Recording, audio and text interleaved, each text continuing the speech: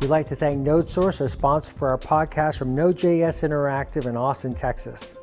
NodeSource is the enterprise node company. They're known for delivering enterprise-grade tools and software targeting the unique needs of running server-side JavaScript at scale. You can learn more about NodeSource at nodesource.com. That's NodeSource.com.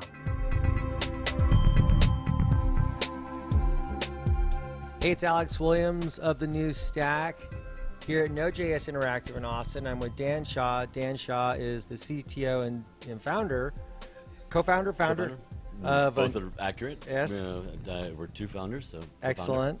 Of NodeSource, and a company that we've been very interested in following. And Dan, your background is interesting, and I thought the theme for our discussion today would be about really the past and the present and looking forward, with the Node community. Mm-hmm. And I learned yesterday that you spend time at Voxer. Right. And Voxer is, I call it a walkie-talkie app. Yep. Right.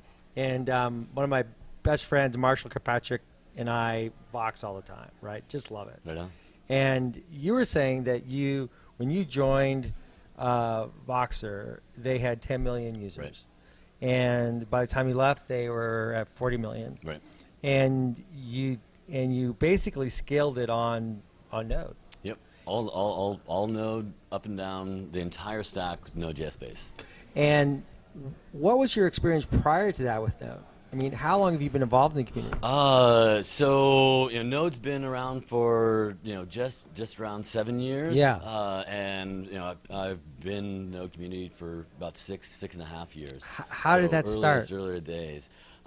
So for me, the impetus for Node is I was building out real-time applications. I was building out applications that were being pulled from the front end, being pulled from the emerging HTML5 spec and WebSockets. So looking for a back end for those front end services. And how do I build that out? How do I iterate there? And how do I eventually create those experiences? So doing that in Java, and at the time Jetty was the only option to do anything with WebSockets, was cumbersome and painful. And eventually, because it's not web, really. It's not web, and you're punching through a bunch of different abstractions to eventually deliver that WebSocket experience that you're providing, but it took so much time and effort just to get the foundation of that Java set up. Whereas really, I just wanted to on a server give me back that WebSocket. Just I want the interaction from that, not the service. And at the time, I switched over to, I found Node and a Node-based WebSocket server, and I was up and iterating through the entire development lifecycle of what I was trying to create with Node in a matter of moments. So that really began to illuminate, in my mind, why Node is the future. Why Node is completely transforming how we develop software. We're able to iterate on the back end and deliver those experiences rapidly, and that has been the hallmark of everything that I've done since. That's fascinating. So when you were starting with Voxer and they were 10 million users, what was the platform at the time? So Node, and we moved from SoftLayer over to Joyent onto SmartOS. So we moved our operating system. That was a big challenge.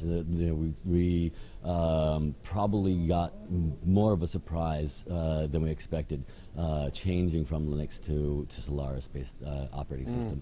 But we were absolutely just hockey sticking, and needed a service provider that was able to provide the insight into what was going on in Node. This is 0.6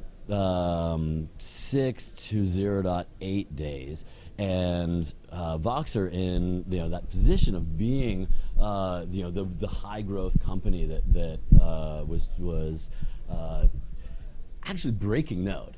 So Voxer really was the staging ground for so many of the finding the edge cases that you only find at extreme throughput, extreme traffic, lots of users, and so it was great to have Brian Cantrell and Brendan Gregg able to look deep into Node and help us with that. So that was incredibly powerful for us. You asked earlier about how we orchestrated that, how we took these thousands upon thousands of servers and managed that. We were able to manage that as a coherent whole, and at that time there really wasn't much in the way of orchestration.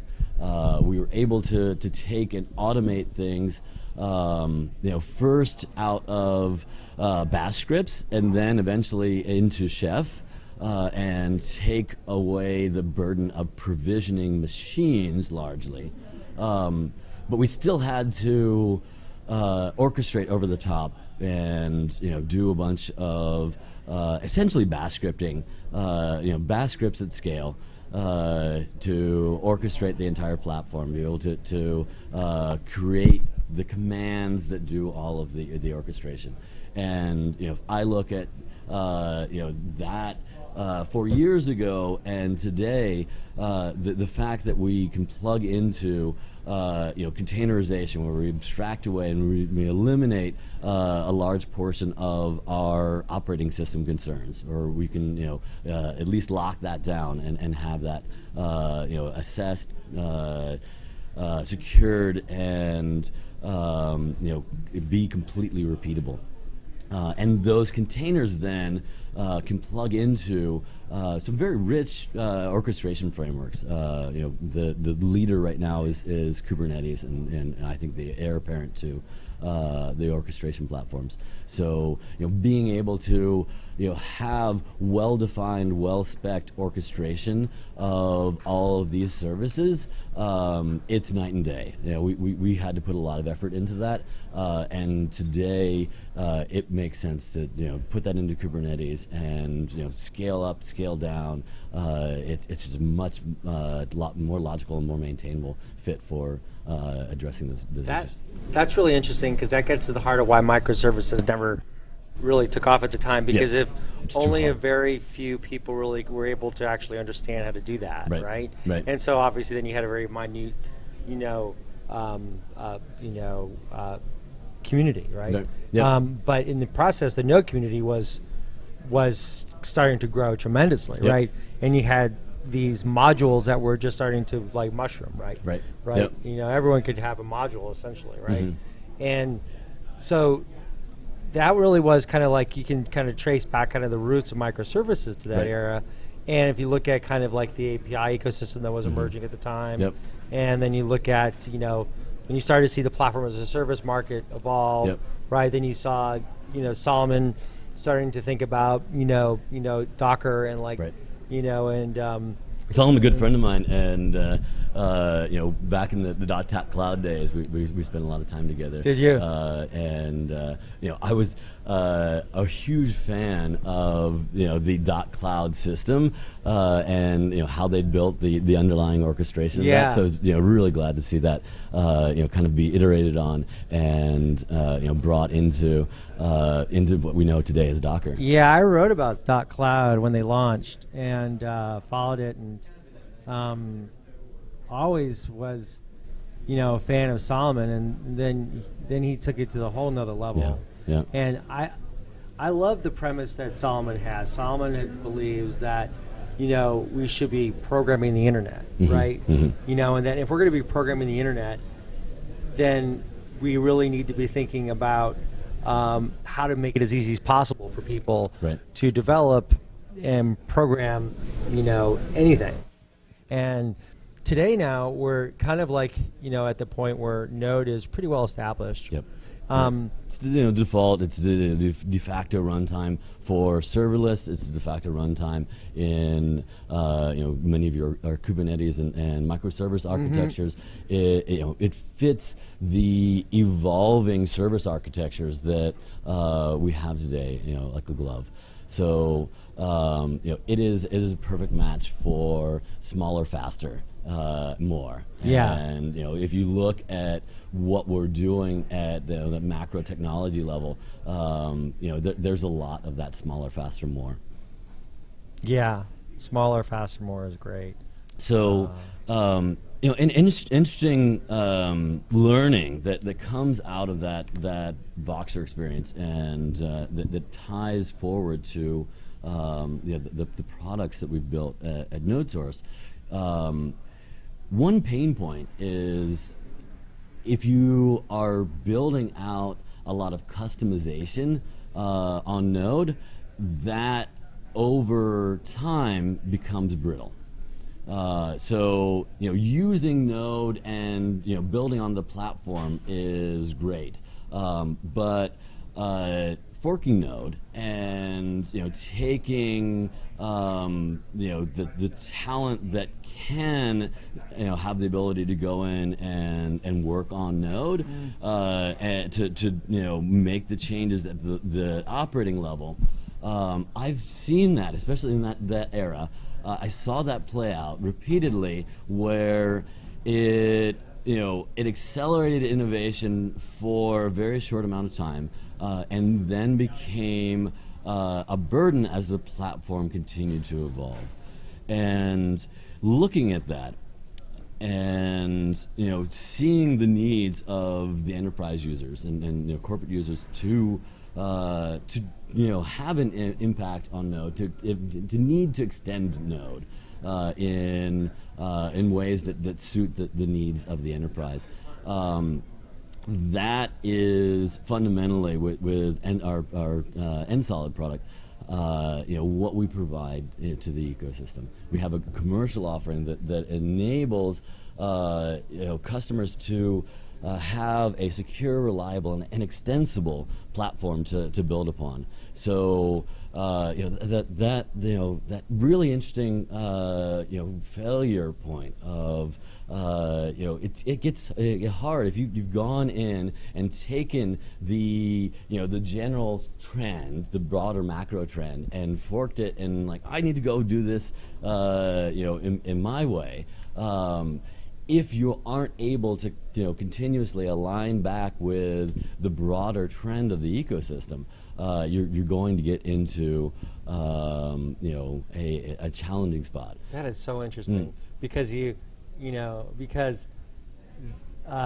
look at the node's tremendous growth, but it was taking forever to to agree on what was 1.0, for example, right? Yep. And so then there was that fork in the community, right? NodeJS, right, right. And we came then together back with the foundation where we are now.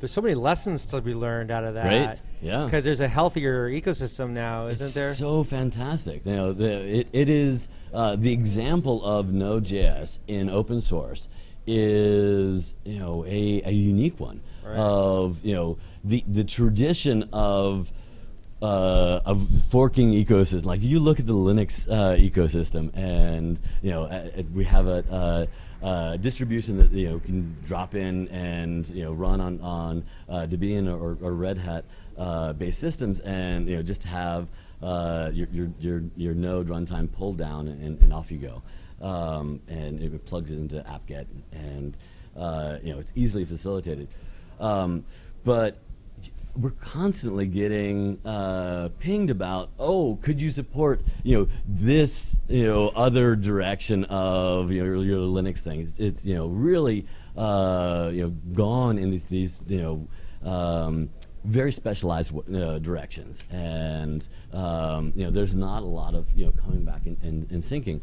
But as an open source project, Node coming together from the IGS project and coming back together as a single project is a unique moment in open source history, and then to see how much our contributorship has grown, how much how much more code we're shipping.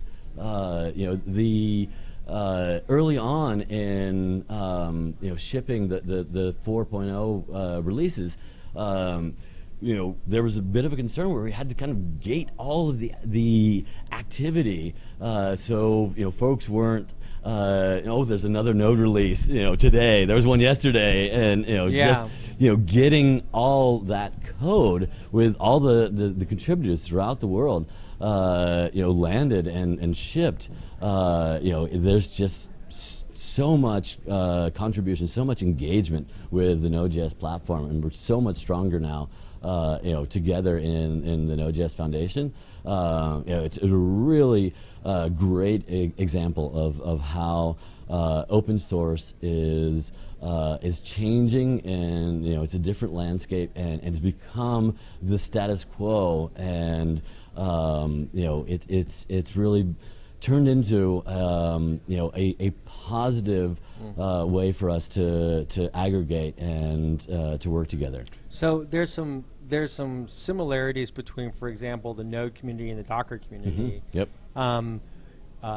And I think the greatest similarity isn't just that user base, right? Yep. The overlaps. Developers, right?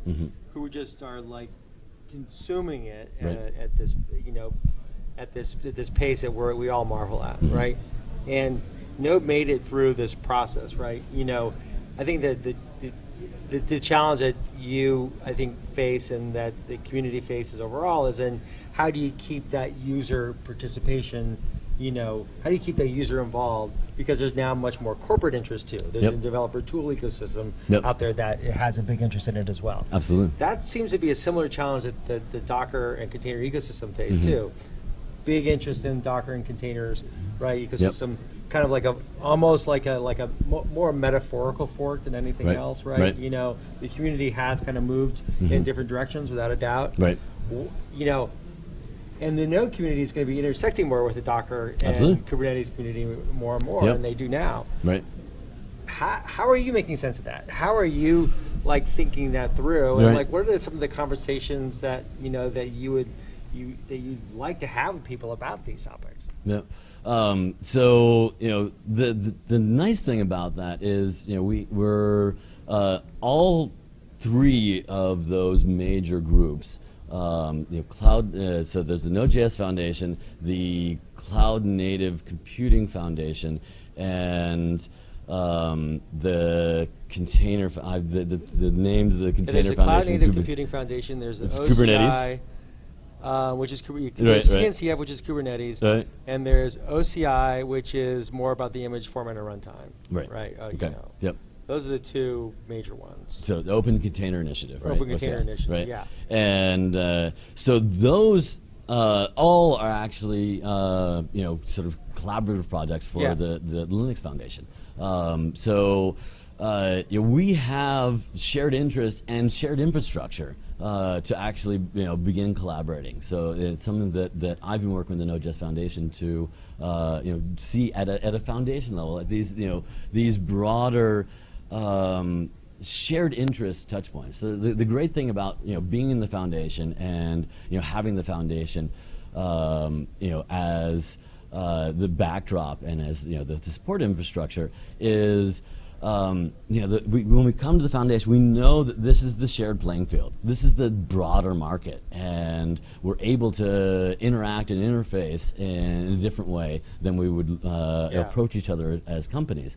So it's a great facilitator for making sure that the technology ecosystem, that we're collaborating and improving the technology ecosystem. And I really see more collaboration amongst those organizations, and looking at defining and building out specs and system architectures that triangulate all the way through all of those experiences, because that's essentially the DevOps experience of your Node.js developer today is going to be running Node in a container with an orchestration platform that is increasingly Kubernetes. That's so fascinating right now. It's so interesting. So in the process, NodeSource, the company, tell us about NodeSource.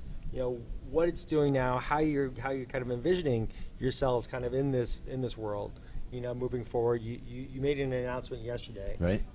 Perhaps you could talk a bit about that in the context of the direction you're taking NodeSource and how you see it fitting into the overall community. Right.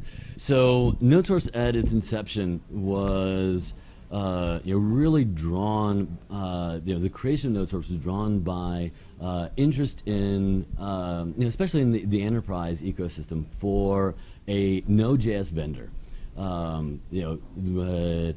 business partner and I, Joe McCann, were working with enterprise companies, and we kept hearing, where's the Node company? Where's we're building 5 to 10 year business plans on this technology, and we want to know that there's a vendor out there that is going to be providing the tools and services that we need to build with confidence on Node. So that's why we created NodeSource. And in building out our product roadmap, we looked at where the biggest customer pain that we heard from, and across the board it was we have DevOps tooling and infrastructure to build architectures and make sure that we're having the same level of security and compliance that we have in our Java and .NET infrastructure, and our DevOps teams don't have the tools that they need to accomplish the work that they have in front of them. So Node.js developers were producing and incredibly productive with Node.js, and then we'd see this pattern of all right, now what? And like how do we really take this and operationalize this at scale? And so that is what we addressed out of the gate with our flagship product, NSolid. NSolid is a commercial runtime for built on Node.js that delivers secure, reliable, extensible infrastructure for DevOps teams to be able to run Node, to be able to do so with confidence, and to be able to apply security policy to their Node.js infrastructure in the same ways that they're used to, and they're used to being able to interact and extend the platform. So yeah.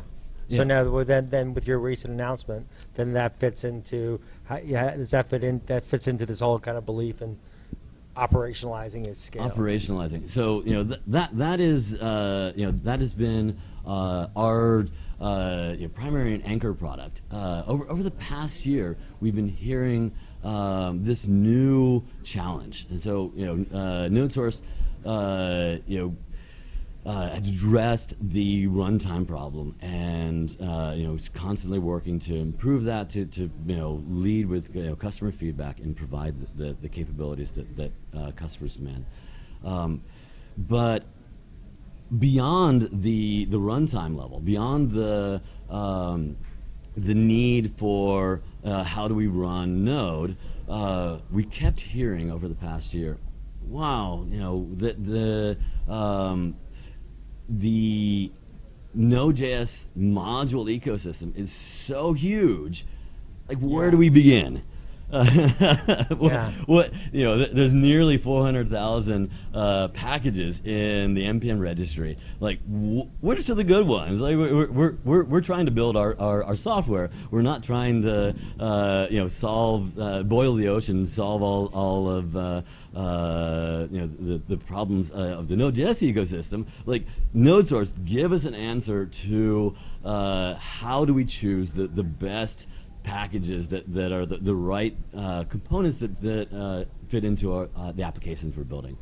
So that, coupled with the operating pain felt across the world when the left pad incident occurred. So seeing a moment where this upstream dependency led to build failures. You had builds at Facebook, Netflix, and others that were blocked for like a day, which is an eternity in continuous delivery CI/CD world. That's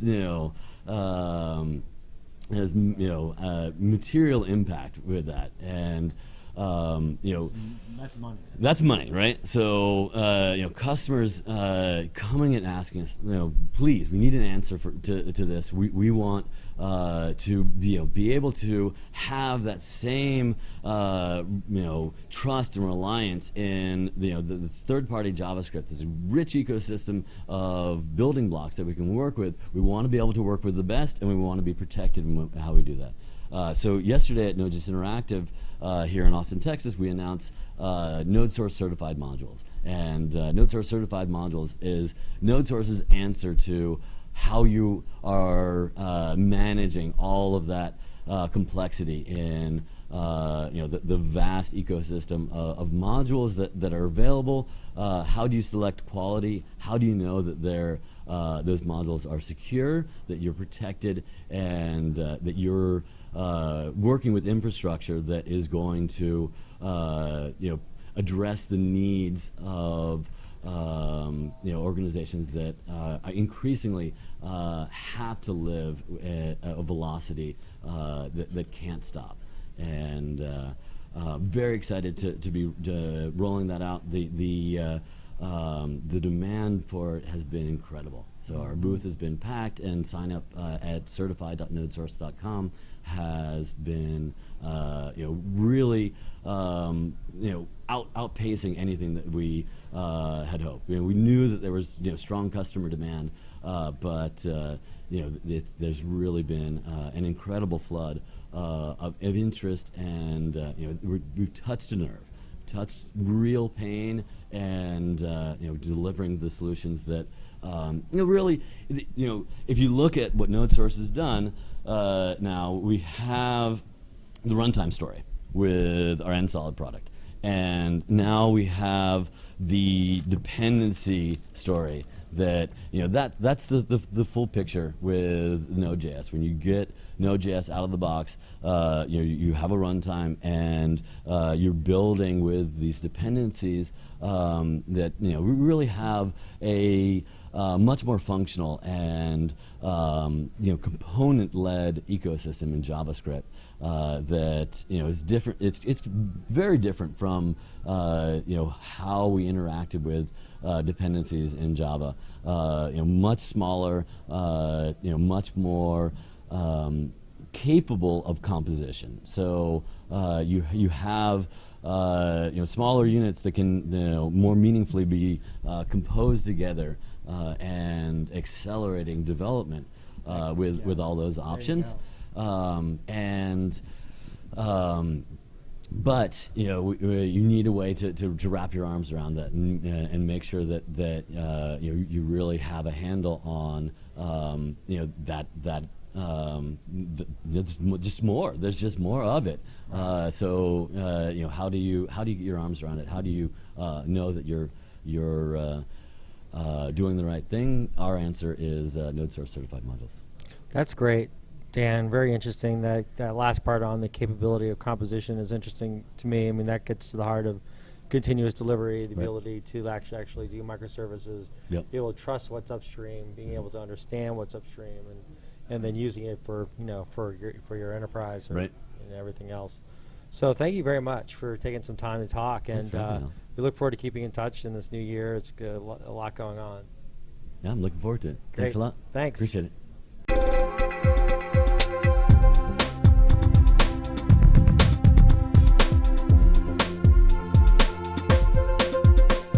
We'd like to thank NodeSource, our sponsor for our podcast from Node.js Interactive in Austin, Texas. NodeSource is the enterprise node company. They're known for delivering enterprise-grade tools and software targeting the unique needs of running server-side JavaScript at scale. You can learn more about NodeSource at nodesource.com. That's NodeSource.com.